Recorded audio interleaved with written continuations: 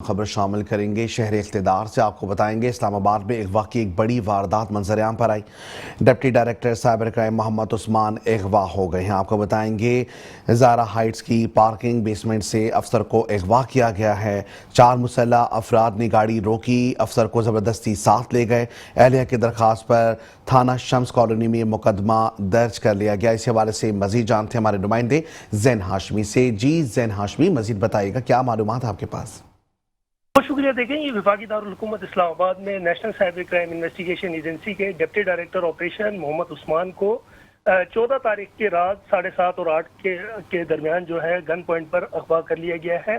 یہ واقعہ اسلام آباد کے علاقے H13 زارا ہائٹس میں پیش ہے، جہاں 4 نامعلوم مسلح افراد ایک گاڑی میں سوار ہو کر آئے اور افسر کو گھر کے باہر سے اسلحے کے زور پر اغوا کر اپنے ساتھ لے گئے۔ مغوی کی اہلیہ روزینہ عثمان نے واقعے کی اطلاع تھانہ شمس کالونی کو دی، جس کے بعد پولیس نے 3 دن کی تاخیر سے مقدمہ درج کر کے تفتیش کا آغاز کر دیا ہے۔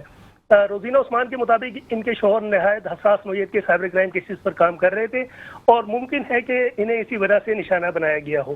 میٹرو پین نیوز نے واقعے کی CCTV فوٹیج حاصل کر لی ہے، جس میں اغوا کی پوری واردات کو واضح طور پر دیکھا جا سکتا ہے کہ فوٹیج میں اغوا کار گاڑی سے نکلتے ہیں، افسر کو زبردستی گاڑی میں دھکیلتے ہیں اور موقع سے فرار ہوتے ہوئے دکھائی دے رہے ہیں۔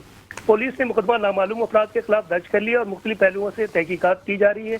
تاہم 3 روز کی تاخیر سے مقدمہ درج کیے جانے پر سیکورٹی حلقوں اور شہریوں کی جانب سے پولیس کی کارکردگی پہ سوالات اٹھائے جا رہے ہیں۔ اب تک مغوی افسر کا کوئی سراغ نہیں لگایا جا سکا۔